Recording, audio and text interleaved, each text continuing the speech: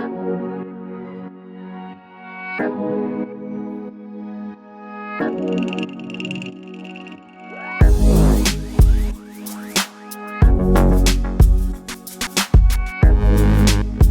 a good day to you all. I'm Dr. Lando, and today I'm honored to have a very special guest, James Perloff. James has been writing for alternative media since 1986, when he began contributing to the New American Magazine, and he's been blogging independently since 2014. He's the author of 8 books, including COVID-19 and the Agendas to Come, 13 pieces of the Jigsaw, Truth is a Lonely Warrior, The Shadows of Power, Tornado in a Junkyard, which was one I'm very interested in, James, The Case Against Darwin. And these books are all available on Amazon. We'll talk more about how you can reach all of James' work, and including the Amazon link. Amazon curiously took down the book on COVID. Imagine that. Imagine my surprise. So James has been a featured guest on over hundreds of different radio and TV programs, and is also toured publicly as a featured speaker. James, welcome, and thanks so much for being with me today. Well, thank you very much, Dr. Lando. I appreciate you having me on, especially as a first-time guest. Yeah, and I was kind of tickled to see your biography there. You first were started or went down these rabbit holes when you read a book by Gary Allen. It's called None Dare Call It Conspiracy. And that's a book that I was exposed to in the 70s sometime, and I've been getting in trouble ever since. So I think Gary got a lot of us started back then, didn't he? Yeah, there were millions of copies of that book and being distributed, and I distributed them myself. I was working in a hospital, and I was working the evening shift, and I used to hand copies to the night shift because I knew they usually had some spare time, at least in those days. I don't know about today. But yeah, that book really opened my eyes, and he showed me there was a pattern to history. There was an agenda behind the events that were unfolding, be it the Federal Reserve, false flags, wars, and it was all leading in a certain direction. And when I saw that history was not just a random unfolding of events, which is what history classes in public school had taught us, but actually had a direction to it, a very satanic direction, then I became motivated to become involved. And like I say, like you were mentioning, I started writing for the New American in 1986. So I've been at this for 40 years now. Yeah, that's boy, your books sure cover the whole gamut of what's going on in the world. Another book that really turned my head around was Confessions of a Medical Heretic by Harold Mendelsohn, who is a very prominent chief of staff of a back east hospital back then. And I was still working more on the conventional side of medicine. And that got me alerted to the possibility that vaccines might not be a good idea. So I started investigating that. And I appreciate that you also have a medical background. When I was practicing, I had a good number of clients who came from these so-called elite lineages because we pioneered some techniques that worked pretty good for stuff. And those folks, even though they're behind big pharma and all the rest of it, they don't go to regular doctors. And so I got to actually get friendly with some of these people, and my eyes were open there too, as far as realizing their view of the world, which was very different than mine. But, we had relationships based on how I could help them with health issues. So Right. it's been a journey, and I also appreciate that, we're peers of sorts since we've been at it, been around the block a few times for a long time now. So I think when you reach the phase of life where we are, you have a timeline that's very valuable. You can see history unfolding. You can remember America in different times. And my first question to you is, when you first read that book, did you ever dream that they'd move the ball this far down the field like we're seeing in present events? I probably held out more hope that they could be stopped. Um, but yeah, it was conceivable to me that they could take it to the end goal of a world government, which would mean, of course, world tyranny. I understood that much at that time. There's still a lot after reading Gary Allen's book that I didn't know yet, but I could see what their end purpose was, and it didn't take too much genius to figure out that what they were aiming for was total world government and total. We're talking about the deep state, world government and world control consolidated, which would lead us right into the whole um, matter of the Antichrist. There's some relevant verse to that, and Revelation says, speaking of the Antichrist and the beast, it says, Revelation 13, it was given authority over every tribe, people, language, and nation. Um, In other words, the Antichrist is going to rule over the whole globe. Now, I always like to point out to people to govern the world, you need a world government.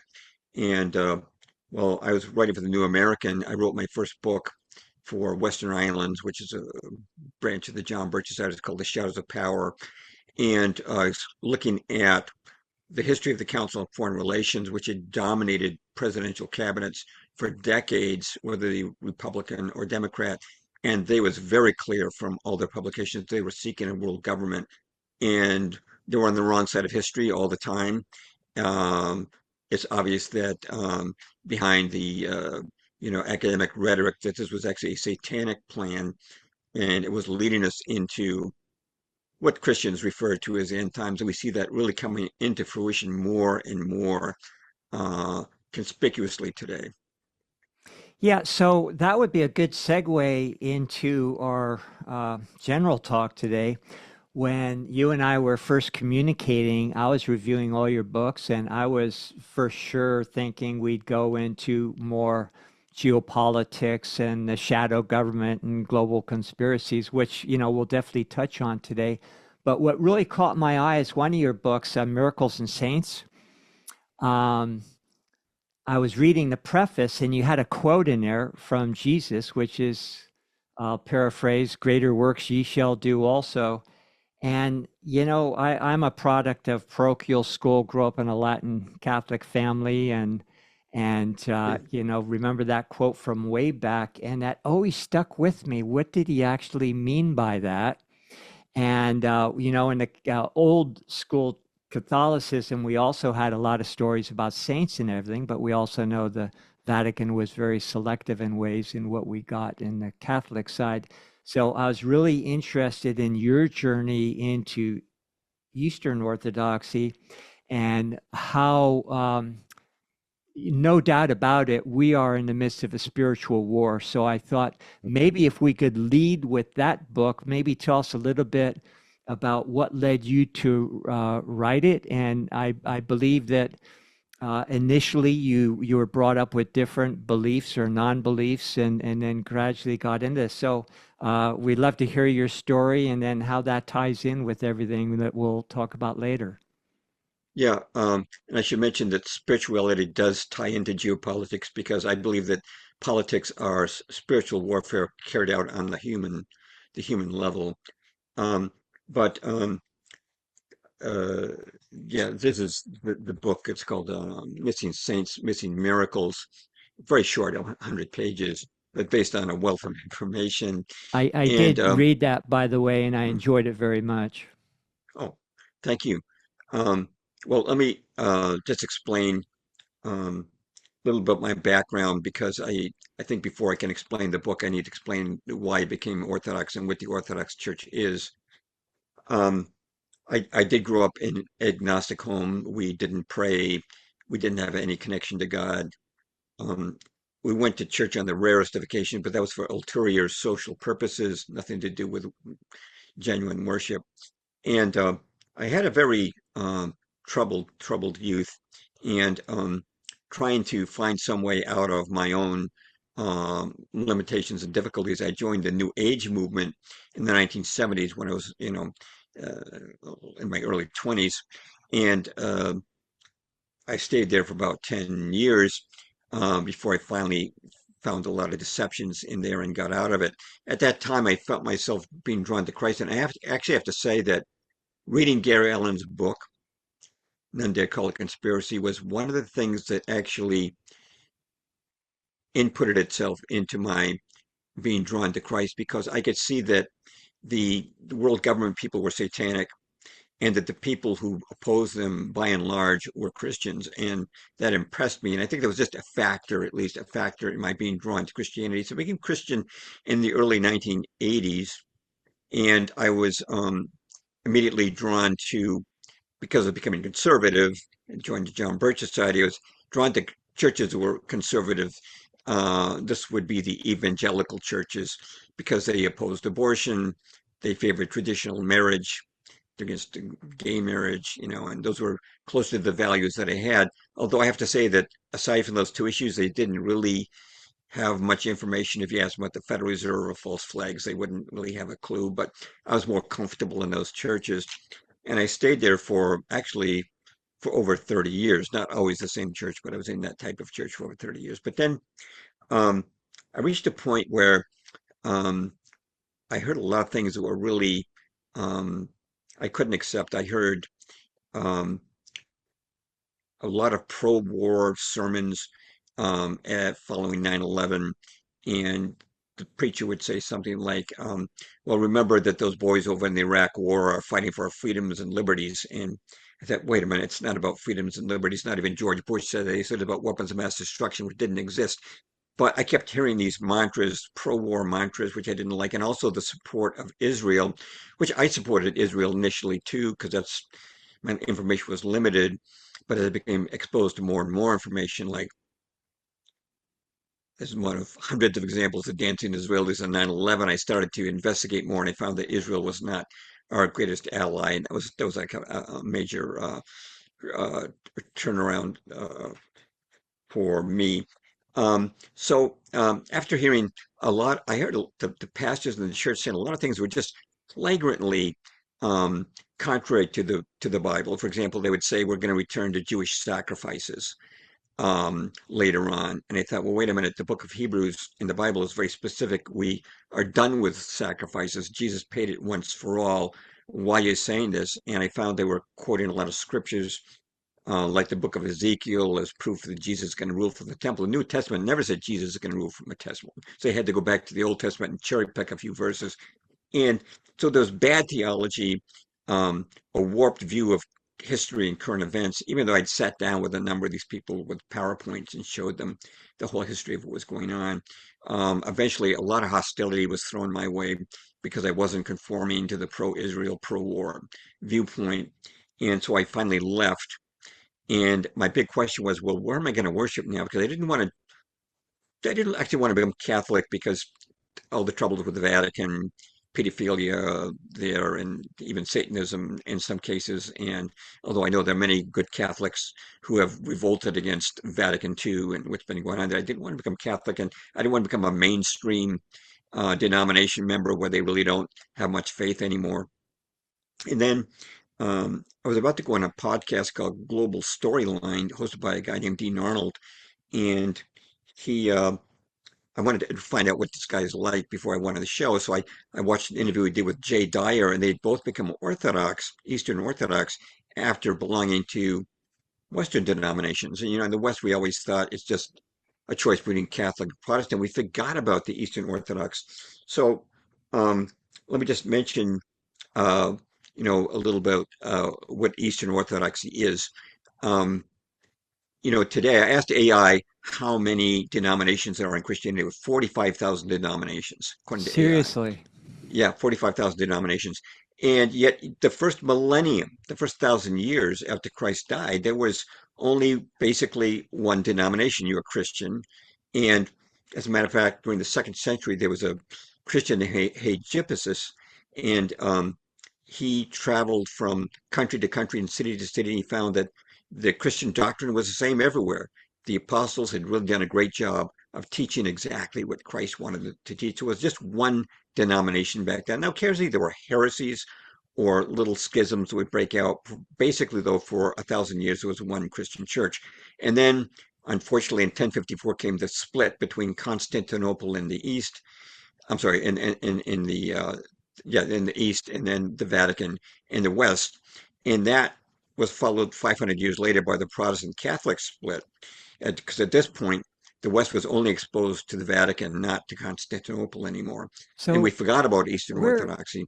where Yeah, was what was Constantinople? Is that what is that? that is now Istanbul today? Istanbul. That's Okay, Istanbul okay. today. Yeah. Sorry to interrupt. It was conquered by the Turks in 1453, but it was a beautiful Christian city until that happened.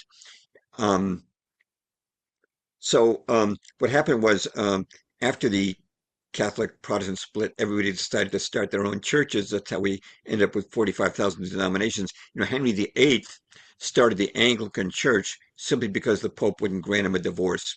That's a lousy reason to start a church. I'm sorry, but it just kept happening. I've been in churches where I found out from the history of the church that it was actually a split between two groups within an older church who had disagreements, and that church had in turn been a spinoff of another church. And so, with 45,000 denominations, it's all this confusion of what Christianity is.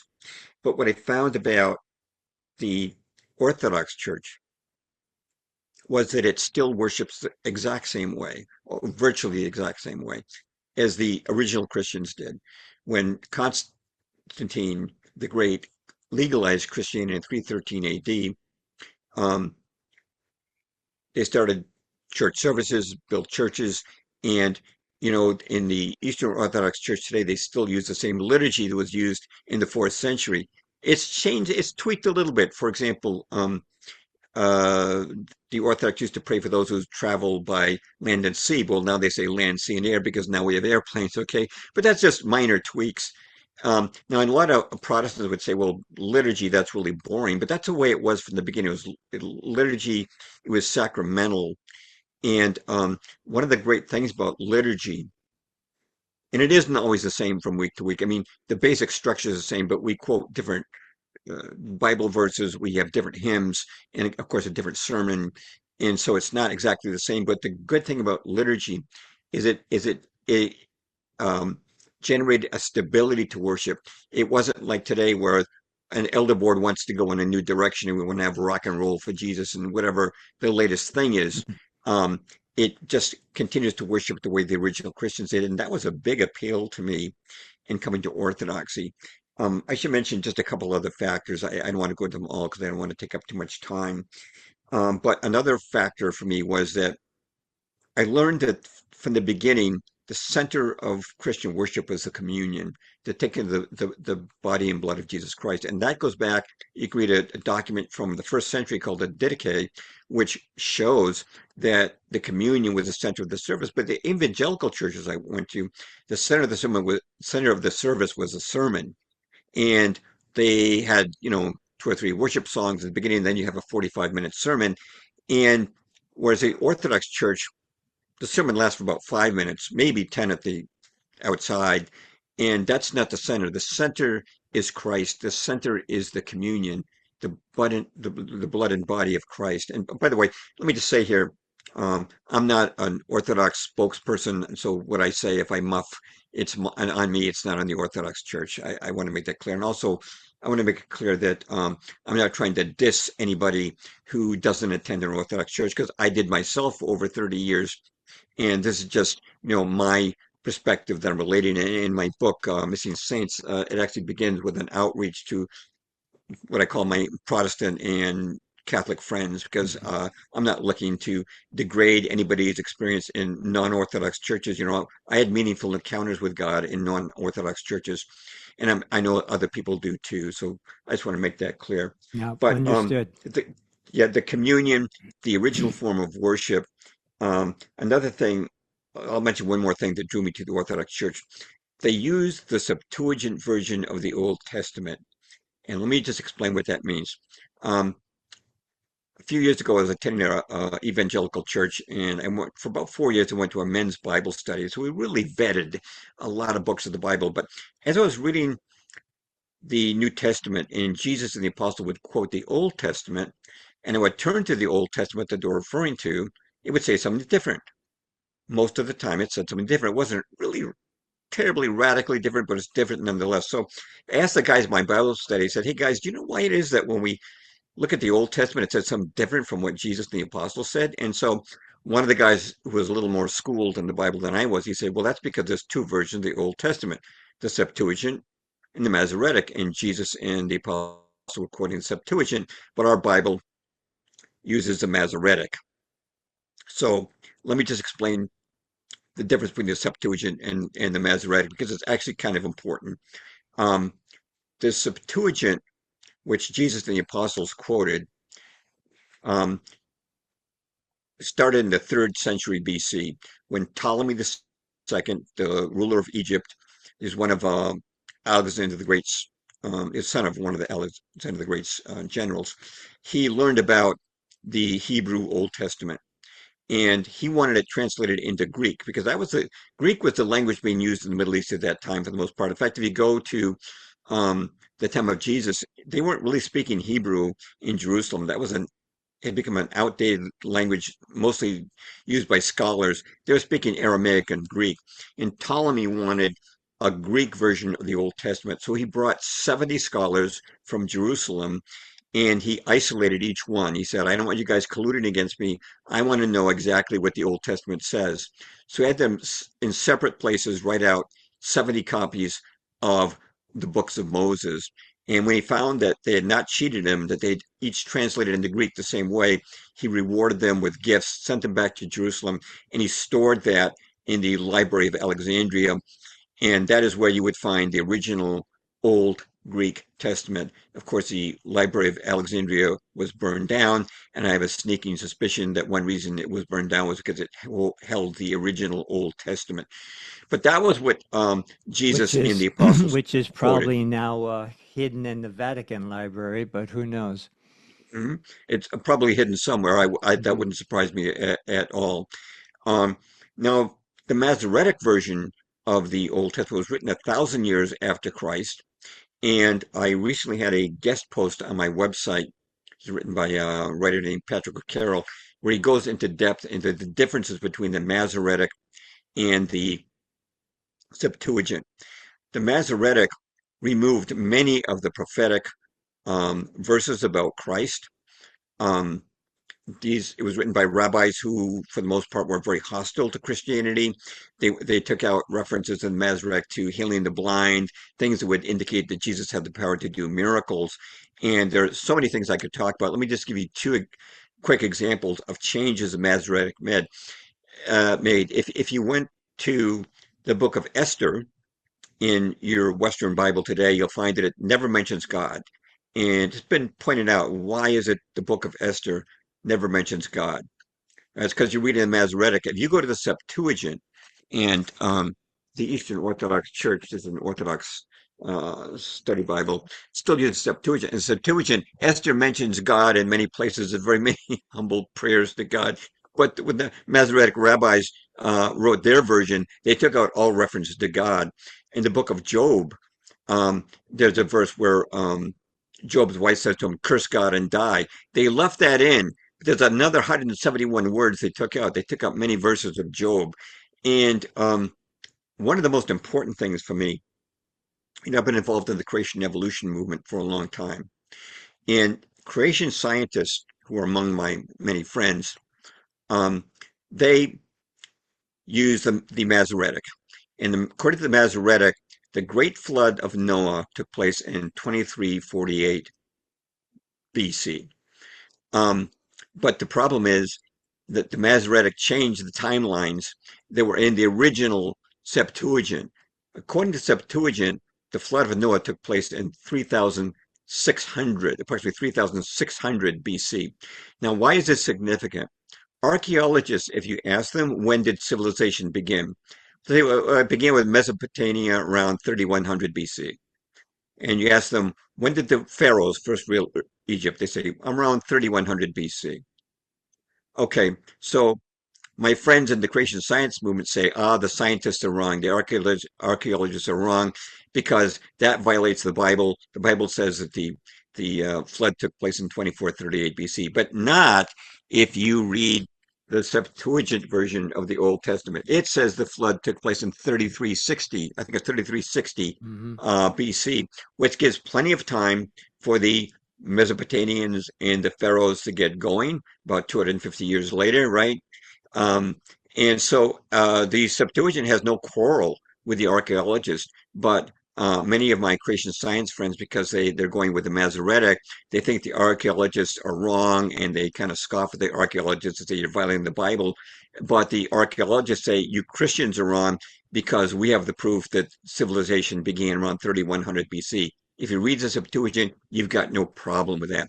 So those are three reasons why I joined the Orthodox faith: the fact that they were practicing the way the original Christians practiced, the fact that communion, not the sermon, which reveals not that much about Christ, but a lot about the pastor's personality, being the center of the worship. So the communion was the center, and also the fact that we're using Septuagint, not the Masoretic.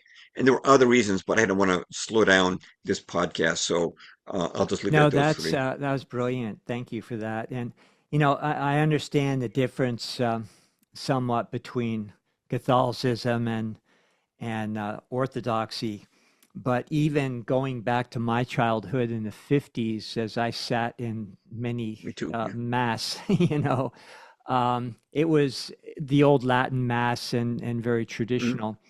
But it Right. was very much similar to what you're describing, short on the sermon part and more on the ritual, the communion, and leading up to the actual, uh, giving the communion to the people. So Right. things have. I describe myself as a recovering Catholic these days. But if you were to go into a more of a contemporaneous Catholic church now, it resembles more of a Christian affair with people with guitars and all that sort of thing. Which, Right. yeah, I don't know, just it seems to have lost a thread for me. Now, in your book, I'm going to butcher the pronunciation of this, but Synaxarian, how do you pronounce that? Yeah. That's correct. Yeah. Oh, good, good.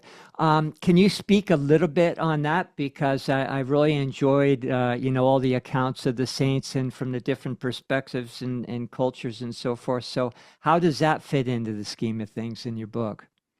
Right. So let me, yeah, talk about how I got into writing this book, Missing Saints, Hmm. Missing Miracles. I was immersing myself in a lot of very early Christian writings, they do in the Orthodox Church, Hmm. not so really very much at all in modern Protestant evangelical circles. So uh, it's probably reasonable to say that the most respected saint of the Orthodox Church in the 20th century is Saint Paisios.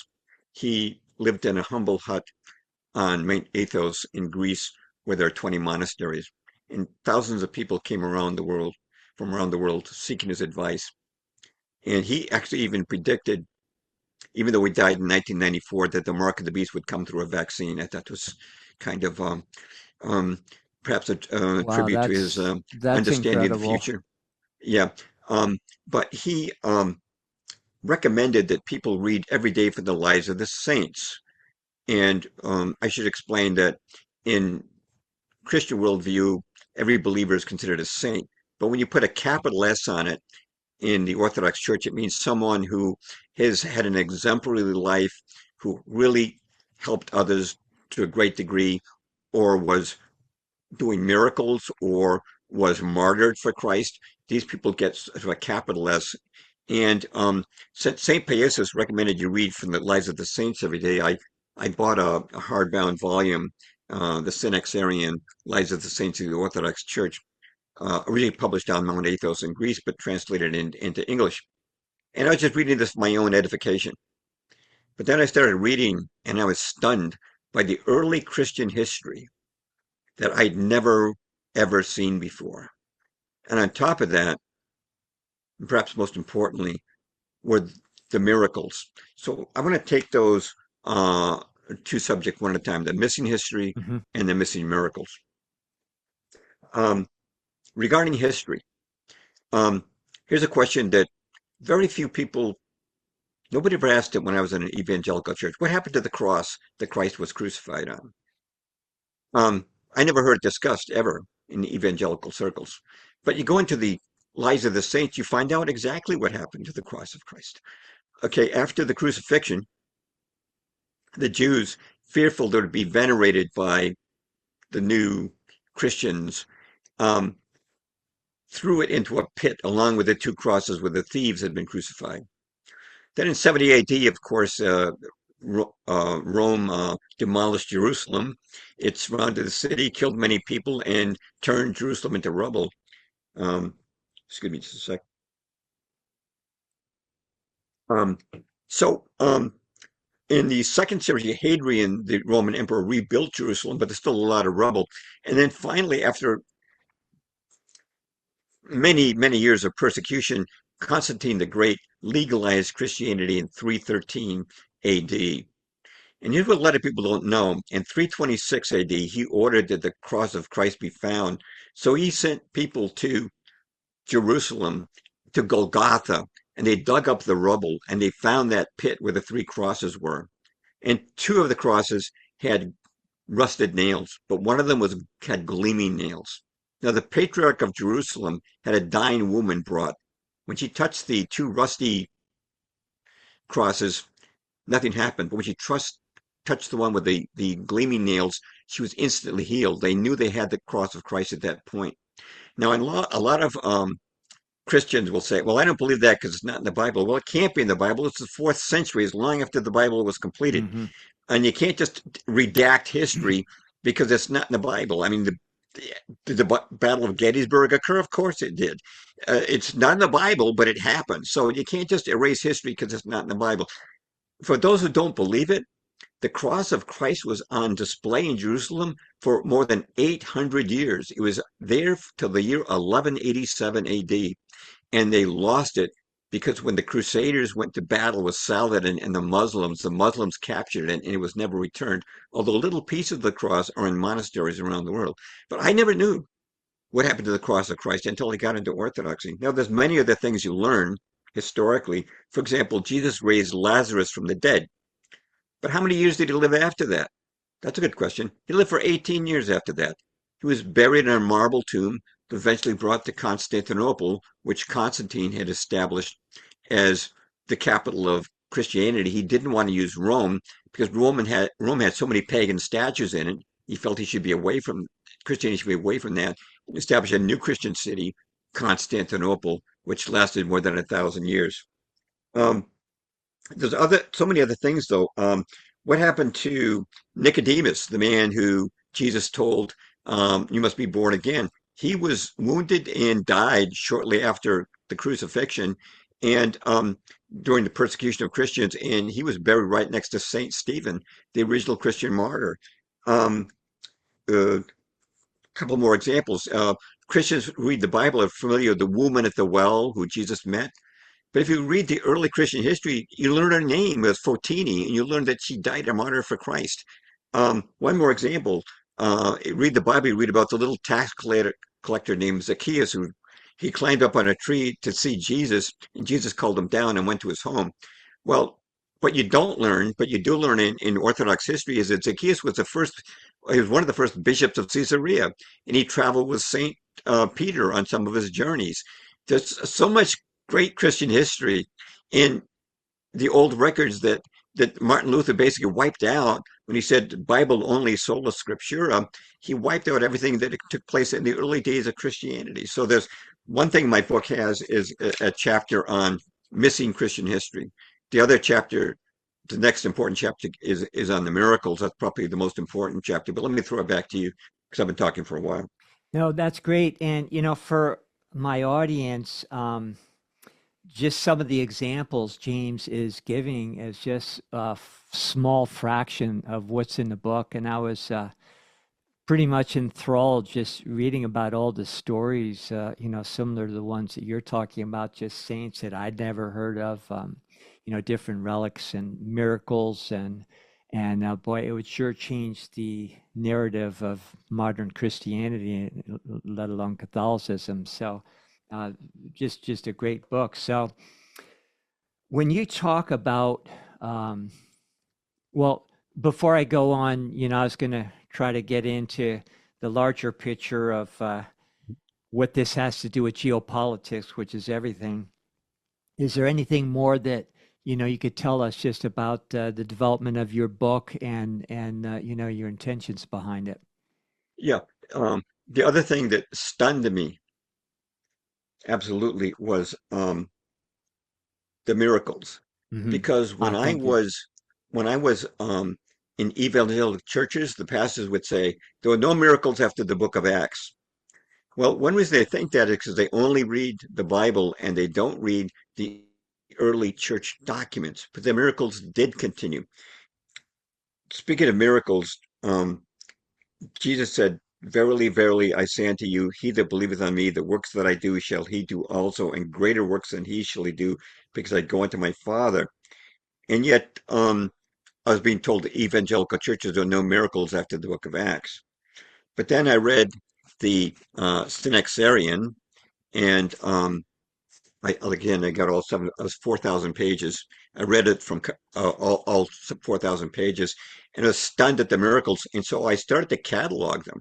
And let me just talk about some of the miracles that saints did. We're talking with capital S saints, healing the blind, healing lepers, paralytics, casting out demons, raising the dead, multiplying small amounts of food during a famine, halting storms, walking on water, prophesying the future, knowing the thoughts of others, enabling fishermen to make a miraculous catch of fish, changing water into wine. Um, just about every miracle you read about in the New Testament was done by post-biblical saints. And this was stunning to me. And so I started to catalog them. So each time someone raised someone for the blind, I'd put that on a list. And in my book on miracles, I divide it by paragraph. So I have a paragraph on all those who raised the dead, all those who healed lepers, all those who cast out demons. And I give the name of the saint, where they did it, and when they did it to the best of our knowledge. We don't always know the exact Hmm. location or the exact year, but we have pretty good information that gets us close to that. Even making water flow from rocks like Moses did in the Right. desert. You know, now I also have a chapter on were the miracles real, because I know a lot of people say, oh, that's just phony baloney, that's just made up. But no, this is drawn from hundreds, probably actually I should say thousands of manuscripts from dozens of countries: Ireland, England, Spain, Italy, um, Greece, Serbia, Russia, for 2 millennia. And it can't just be a coincidence. The other thing, and I have a chapter in this too, is what was the character, and this is really important, of the miracle working saints, because we don't see miracles very much by and large in America today. The men who did miracles, it was universal, no matter what country they came from. There were always people who lived strict lives of self-denial and obedience to Christ. So usually the first thing they would do, they would give away their possessions to the poor, as Jesus advised the rich young man, right? And then they would go either to a monastery or even more often into an isolated place, a cave or a desert, and they would engage in continuous prayer, as St. Paul advised. They would engage in strict fasting, self-denial, and seek to overcome the passions. Now, in the West, we have a term called the seven deadly sins. That's not in the Orthodox Church, but basically, it's accurate to say they were seeking to overcome pride, greed, anger, envy, lust, gluttony, and sloth. And when a person has achieved those things, when he has died to self, that is when he's close to God. And the closer a man is to God, the more his ability to actually do a miracle that God would do, which makes complete sense to me.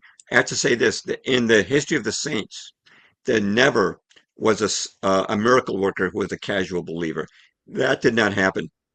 And I believe that the reason we have so few miracles in America today is that we do have um, sort of casual believing, and we don't have the type of rigorous obedience to Christ that the original saints demonstrated. But that is why they were able to do miracles, and they did do them. It did not stop with the book of Acts. Well, in modern times too, there's also every contrivance imaginable to keep ourselves distracted from everything but our source. There's also an Asian tradition where they called it the Tao, which means the way. And I've read where Right. Mhm. Jesus talked about the way.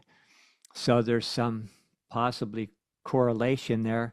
But in my involvement for a long time in the world of martial arts, I got to learn from some of the old school teachers, and they had many stories about their very evolved practitioners who moved up in the mountains and lived in seclusion. They had this one place in the Shanlun Mountains, I think they're called, Shanhanlun, and they called it the Valley of the Ancients. And these practitioners would live very much like what you're describing, and they were allegedly doing pretty superhuman things as well as achieving immortality and so forth. So, I think there's accounts throughout the world of, people that just get single minded in that way.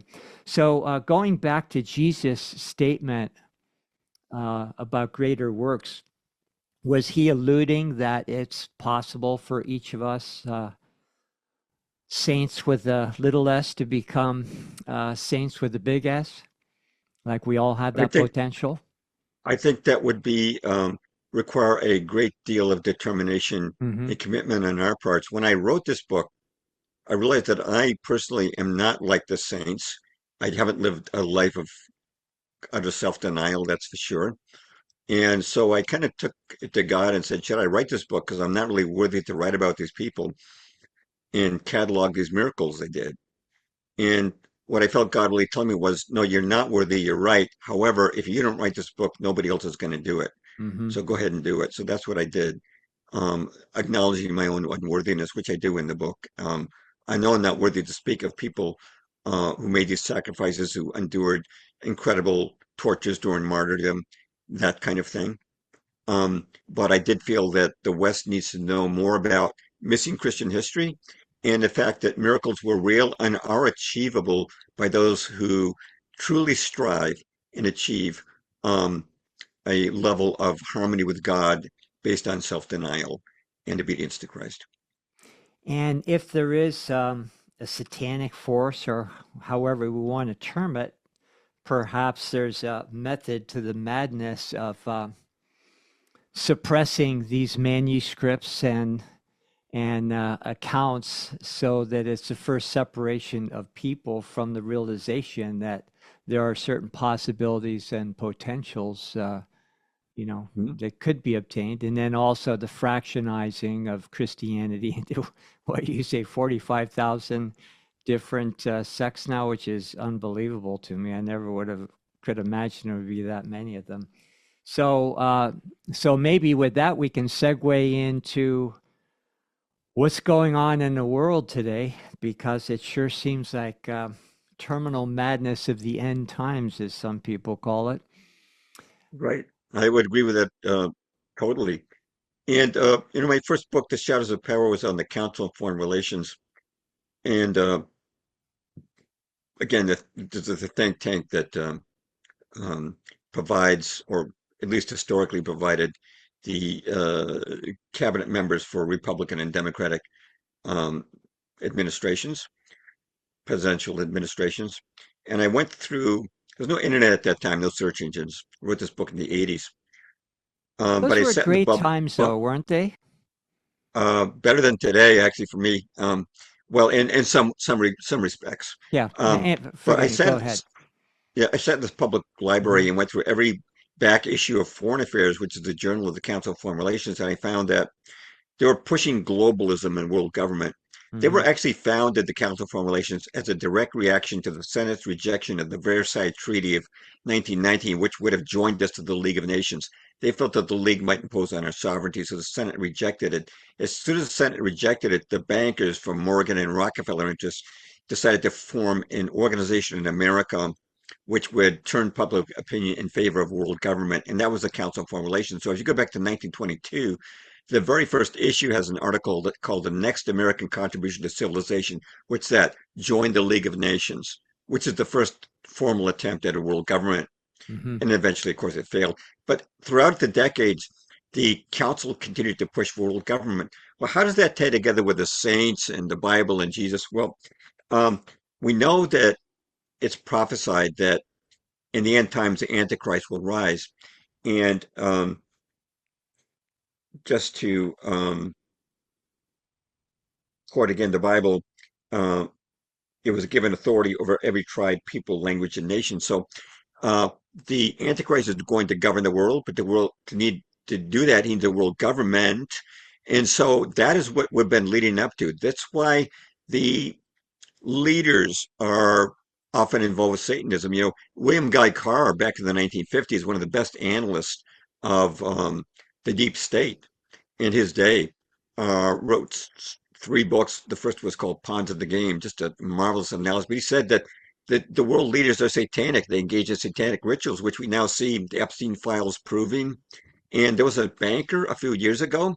Some of your viewers will be familiar with this, Ronald Bernard. He was a Dutch currency trader. Hmm. He went public. He knew the top leaders of Europe, Yeah, I and remember him. initially he was taken to the Church of Satan, and he kind of laughed it off. But then they said they wanted to engage in child ritual sacrifice, Hmm. total Satanism. He refused to do it. He had had a difficult childhood.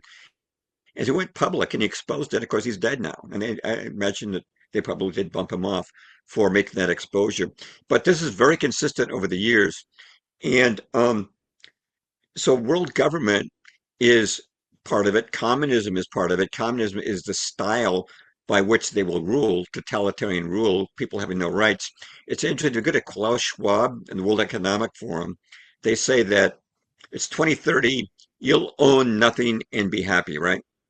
What did Karl Marx say the definition of communism was? The abolition of private property. That was his definition of communism. So what Karl Marx advocated and Klaus Schwab advocates are the exact same thing. The abolition of private property. That's part of it. Nobody will own anything. There will be a world government. And the third part, and this is the part that a lot of Christians and conservatives miss, is the Zionist part. Um, David Ben Gurion, the Prime Minister of Israel for 15 years. In 1962, we read an article for Look magazine where he said that in the future, the capital of the world government would be Jerusalem. And every government has to have a capital, like our capital is in Washington. The world government's going to have a capital. Satan wants to rule as Antichrist from God's most holy city, Jerusalem. And that's what's been behind the Zionist movement, Theodor Herzl, the Greater Israel movement, the Schofield Reference Bible, Christian Zionism, and the war in Iran going on right now, and all the military interventions on behalf of Israel are all designed to create the day when I've got one of my web posts, I got a video of Pete Hegseth talking about the coming miracle of the temple. Um, what people don't understand is that the temple is to be ruled by Satan, not by Christ. The Christian Zionists think Christ is going to rule from a temple for 1,000 years. Um, even though the New Testament doesn't say he's going to rule from a temple, okay? Jesus, in fact, said, this is Matthew 24, if anyone tells you there he is out in the desert, do not go out, or here he is in the inner rooms, do not believe it. For as lightning comes from the east, is visible in the west, so will be the coming of the Son of Man. It's really quick. He's not going to sit in the temple. If anybody's going to sit in the temple, and this is consistent throughout Orthodox theology, the man in the temple will be the Antichrist. What did the Apostle Paul say? He said this in Thessalonians 2 Thessalonians 2, quote, concerning the coming of our Lord Jesus Christ and being gathered to him, don't let anyone deceive you in any way, for that day will not come until the rebellion occurs, and the man of lawlessness, meaning the Antichrist, is revealed, the man doomed to destruction. He will oppose and exalt himself over everything that is called God or is worshipped, so he sets himself up in God's temple, proclaiming himself to be God, end quote. So it's very clear that the man in the temple will not be Jesus. Jesus is not going to sit in a earthly temple. He never asked to be an earthly king. When they tried to make him an earthly king, what did he do? He ran away. And he said to Pontius Pilate, my kingdom is not of this world. And yet Pete Hegseth and the Christian Zionists, John Hagen, all those people saying Christ wants a kingdom in this world. And this is why the Christian Zionists is so dangerous, this movement, is because it's leading people to actually believe that they should worship the Antichrist in the temple as if he were Christ himself. It's an utter deception. And of course, this branches off into the whole, the U.S.-Israeli alliance and what's going on right now in Iran. Somebody like Hegseth, I can just write him off as just an extremely childish, ignorant individual. Maybe the same for Trump, but it's, we had a meeting in our community just last night, and we had Kevin Annett who conducted the meeting, and he had a lot of firsthand knowledge of a lot of these atrocities that go on as far as these ritualistic abuses and things. So it's really apparent now that the Donald himself has been knee deep in all this stuff, and Mhm. he's not innocent at all. So what do you make of this latest attack on Iran? I know they never do things for one reason. They always at least get a twofer out of it. But is it to really to accelerate the expansion of the greater Israel? And I'm sure that's part of it. And is it also people like Donald just trying to cover their tracks? We know sorry, I'll make this into a multi-part here. Then we also know that the monetary system has a designated shelf life that was up a while ago, so they have to, cover the culpability of looting the world through that. So, what is it? All the above? Where is this whole thing going? And do you think they're going to get any further with it? It's an interesting situation. First thing I want to say about the attack on Iran is it was totally illegal on both international and national law. So just to elaborate on that, I realize that the UN, of course, was created by the Globalist Hmm. Council of Foreign Relations. They were the backbone of starting that. But under Provision 51 of the UN Charter, the only justification for the use of military force is self-defense. Obviously, the attack on Iran was not self-defense. Iran was not threatening us in any way, nor is there any evidence they had a nuclear weapon. So it's not an act of self-defense. So illegal under international law. What about United States law? That's a little more important to us as Americans. Well, according to the Constitution, only Congress has the right to declare war. The president does not have that ability to start a war. Um, we haven't had a declaration of war since Pearl Harbor, and Harry Truman skirted the declaration of war by invoking the UN treaty. We joined the UN, said, well, we have to obey the UN, so I'm not even going to consult the Congress before I send my troops to Korea, more than 30,000 of whom were killed and more than 100,000 wounded. It was not a police action, it was a war. Um, in the case of Iran, um, the only justification for the president unilaterally starting a war would be the War Powers Act of 1973, which actually meant to restrict the president. It said that the president can only initiate a military action on his own if there's an imminent threat to the United States. Was there an imminent threat to the United States from Iran? Absolutely not.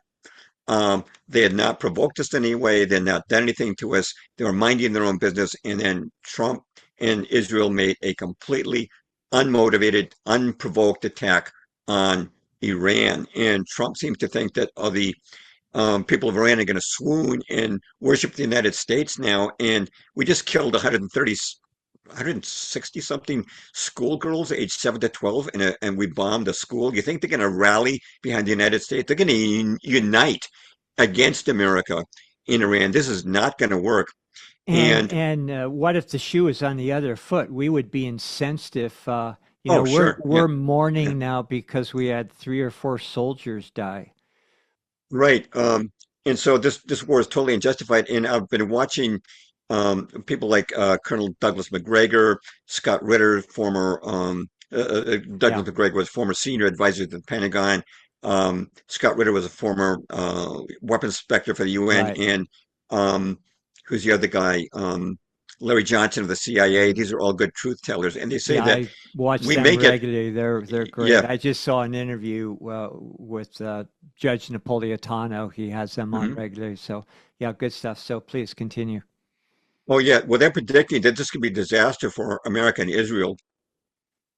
The reason is that the Iranians have a ton of missiles and drones, and they're using their old, outdated drones and Right. missiles initially. And what's happening is that Israel and the U.S. will use up their inventory of anti-missile weapons on these old drones and these old missiles. And then when they've used up their anti-missile devices, then the Iranians will bring on the new stuff and really clobber the American bases in Israel. What worries me, and I haven't heard any of those experts say this. What worries me is that Trump will not like it if he sees the American troops getting their ass kicked in by Iran. And we know that Benjamin Netanyahu is a psychopath. I'll say that he is a psychopath. He would not hesitate to use. Israel has many nukes, which are not subject to UN inspection. Um, and we get riled at nations that don't do that, except for Israel. Israel is always the exception. I'm concerned that Israel or America may use a nuke on Tehran or some other city in Iran to try and bring the Iranians into subjugation should they start winning this war. That is a deep concern to me. And that could in turn, one reason why I think they might use a nuke on Iran, they would never use a nuke on the Palestinians. They're right next to them. But remember, Iran is about 1,000 miles away from um, Israel, so they may not be that concerned about fallout blowing back to Israel, and they certainly won't care about any of Iran's neighbors getting fallout. But this could lead to a worldwide conflict, a worldwide nuclear conflict, which, according to some Satanists, um, they predicted it would take three world wars to bring about the rule of Yeah, Lucifer Albert Pike. on the planet Earth. Hmm. So that's my concern is how long is China and Russia going to be satisfied sitting on the sidelines when their I'm supply kind of lines? surprised. Yeah, Yeah, I was thinking that maybe they would come to the assistance of Iran, but I don't see anybody doing that right now. I'm sure that the Yemenites would, but nobody's really um, siding with Iran in this. But they're holding out very defiantly. Remember, they have 80 million people, and if Trump has already been talking about sending troops into Iran, but I just want to remind people, Iran is four times the size of Iraq. We fought the Iraq War. We didn't even win it, and it took us. We were there for 10 years, and we spent trillions of dollars and hundreds of thousands of lives were lost, if not millions, on the Iraqi side. So, if anybody thinks this, winning this war will be a piece of cake, they got another thing coming. That again, that's why I'm worried that they may resort to small nuclear weapons to try to subdue the Iranians. But again, you mentioned the Greater Israel Project. Yes, that is happening right now. Israel's already invaded Lebanon. They have already, they already seized the Golan Heights from Syria. They're expanding Israel more and more. They're taking over. They're going to take over. Their plan is to take over Gaza and the West Bank. This is the Greater Israel Project, envisioned by Theodore Herzl, who led the World Zionist Congress starting in 1897. If you look at the Israeli flag, it's got a blue line at the top and a blue line at the bottom, and that represents the Nile and Euphrates River. And in between that is a six-pointed star, 6 points, six triangles, and a six-pointed hexagon. That's 666 between the two blue lines. right. This is a satanic state. They are preparing Israel to host the Antichrist in Jerusalem. That's what Trump, recognizing Jerusalem instead of Tel Aviv as the capital of Jerusalem, is all about. This is all leading us into the era of the Antichrist, which we can talk about the Antichrist. Well, maybe we should go there. And just a final word about Donald is that they've got him so compromised that there's no Right. way he's not going to follow orders. Well, number one, monetarily, he's been laundering money through under the auspices of loans for the Israelis for so long, and then God knows what he's been doing. The whole Epstein thing.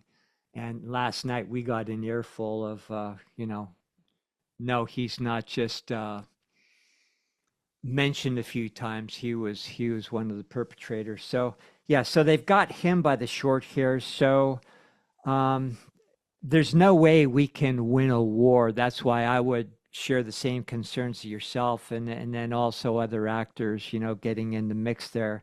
So we've got some problems, and I think Trump, his biggest enemy is his own ego as well. So yeah, I'm sure the looks of his declining health right now has a lot to do with the fact that he's lost his base and his favor. So, but he's going to keep going down the same road, I think. So let's talk about the Antichrist.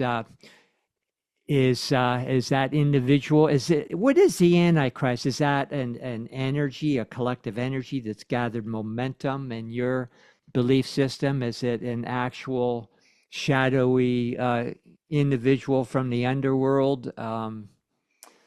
Is the Antichrist already amongst us, or are they still preparing the way for this entrance?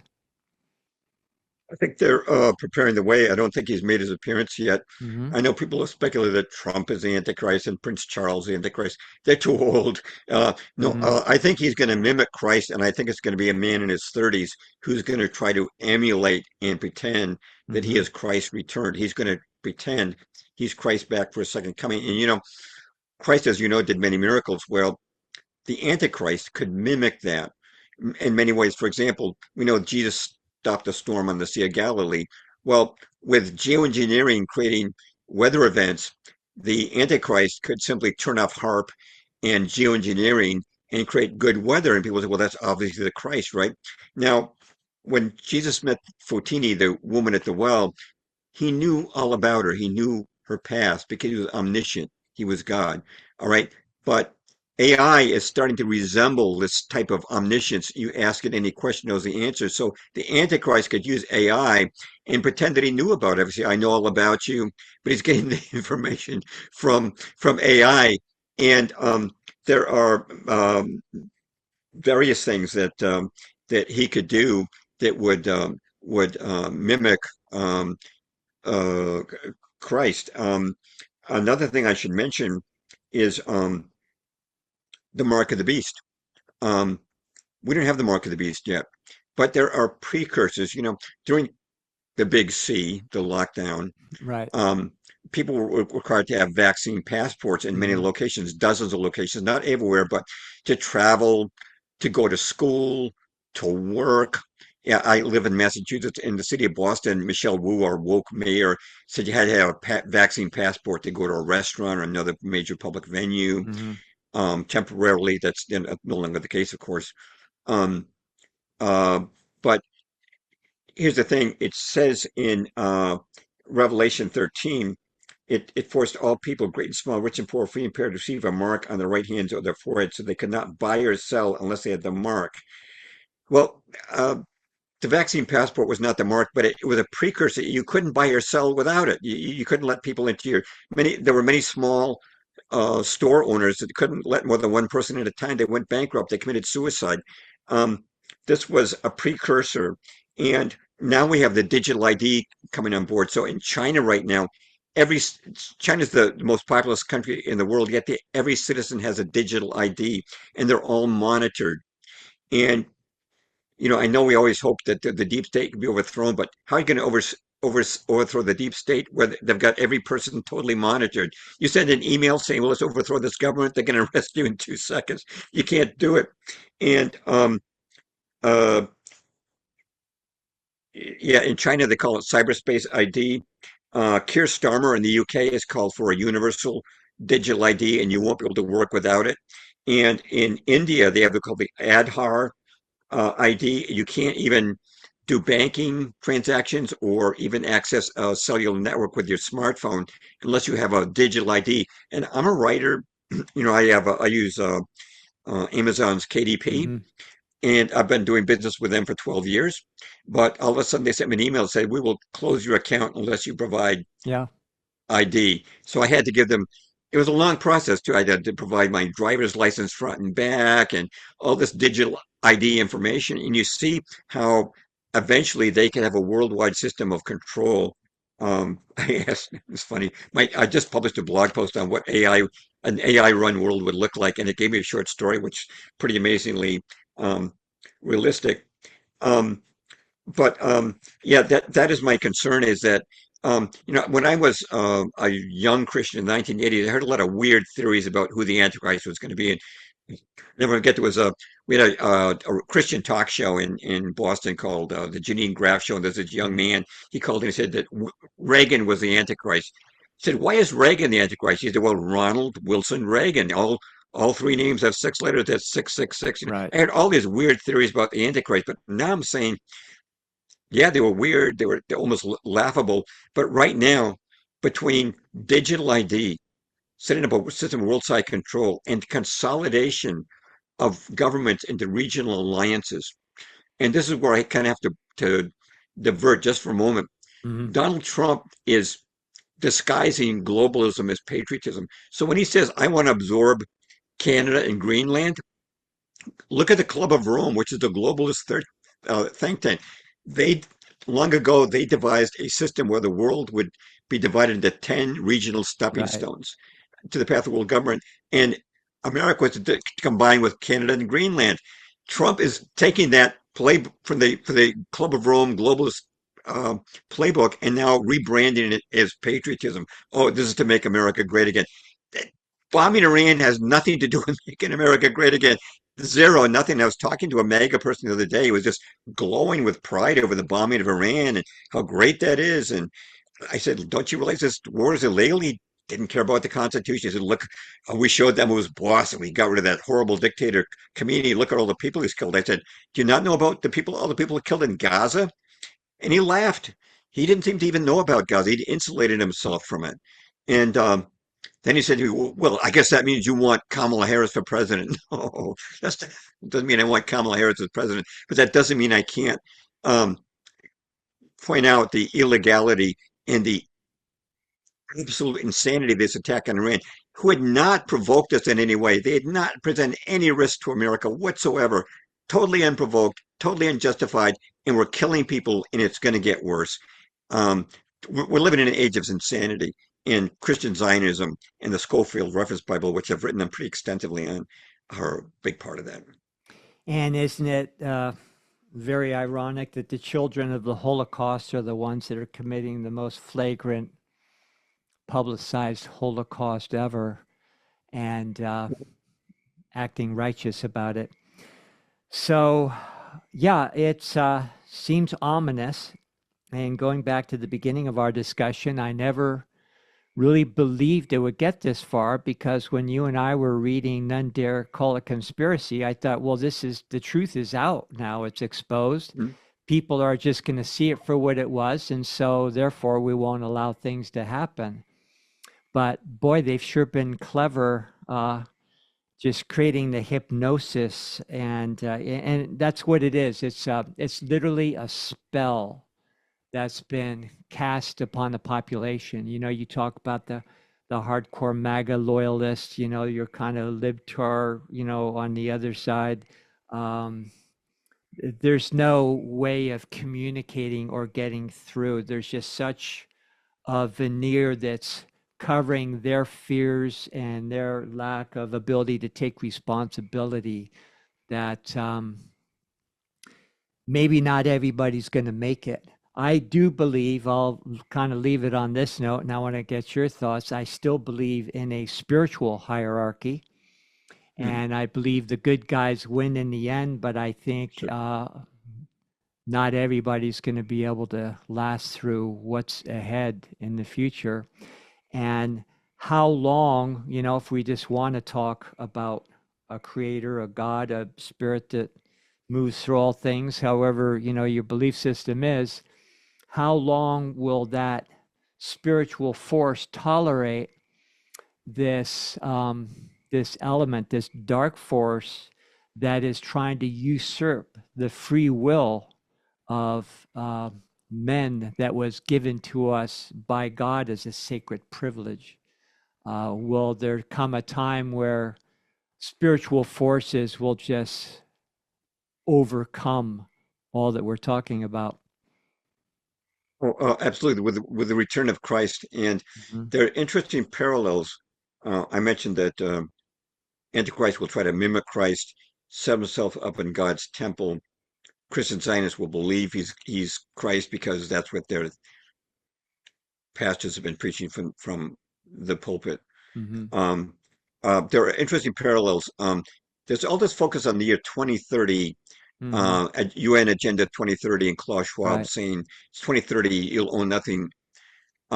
It's interesting if you look at the ministry of Christ. Theologians believe it lasted for 3.5 years. His crucifixion is believed to have occurred in 33 AD, and maybe it was a give or take a year, but it looks like Hmm. his ministry began in 30 AD. And so 2030 will be the exact 2000th anniversary. It would be interesting if the Antichrist came in just on the 2000th anniversary of Right. Christ beginning his ministry of 3.5 years. They're both predicted to be 3.5 years. The book of Revelation and the book of Daniel say it'll be 1,260 days, 42 months, times, time, and half a time. All of these refer to 3.5 years. Although, if you look at Daniel carefully, it looks like it's 3.5 years of peace. He's not going to come on immediately as an oppressor. Hmm. He's got to win people's trust. But then there'll be 3.5 years of hell, and that might begin in 2030, and maybe his end comes in 2033, Hmm. just on the 2000th anniversary of the resurrection. It's almost as if God said to Satan, I'll give you the same amount of time my son had, 3.5 years, but after that, you're done. And he Uh, wants to take as many people down with him as he can during the time that he has. I feel we're really close right now to the end mhm. times. I know people said that before. I know that Jehovah's Witnesses were saying I think in the 1800s, that they're getting on rooftops and waiting for Christ to come back. I know there's been a lot of fake predictions, but right now, between the digital IDs, the consolidation, we see um, consolidation of countries, like in the EU, countries morphed into an EU. We see um, corporations morphing. So, for example, you had the Rockefellers Chase Bank merged with the Warburgs, Paul Warburg, the founder of the Federal Mhm. Reserve. Warburg's Manhattan Bank became Chase Manhattan. Then Chase Manhattan merged with JP Morgan, became JP Morgan Chase, and then merged with Bank One. And so we see fewer and fewer corporations in the media. In 1983, there were about 50 corporations where the media, now it's down to just five. And we see in the ecumenical movement, World Council of Churches, the attempt to ecumenicize or bring together all religions under a one world religion. Tony Blair even started the Tony Blair Faith Foundation for that express purpose. So there's consolidation happening. We see a world that's gone crazy. We see Jerusalem now um, under the thumb of the Zionists. um, how far away can we be from Antichrist? And we know that's a terrible time, but our hope is we know when the Antichrist is near, Christ is near. It Yeah, can't last more than 3.5 years. yeah. And if it isn't the end times, you can sure see it from here. It's Yeah. yeah, it's If it's not getting the end yeah, times, we're awfully close right now. yeah. And this war with Iran could be the spark that brings it It's on. significant, and of course, Yeah. it's the seventh country that was Right. designated to fail. You know that we were told by a certain General Westmoreland, was it a while General back? Wesley Clark. Yeah, Wesley General Wesley Clark. Clark did Yeah, that forgive me. Yeah, interview with yeah, Amy Goodman on Democracy Now, and he said we're going to take out. This is right after 9/11. He was yeah. told we're going to take out seven countries. He mentioned Syria, uh, Mm, Libya, and Iraq, and the final country was to be Iran. I think that if we take out Iran for Bibi Netanyahu, he's done with the United States. If they establish Greater Israel, they don't need America anymore. They wouldn't mind if we got nuked at all once they've yeah. Well, yeah. squeezed the last drop of blood out of us. Trump is done either way.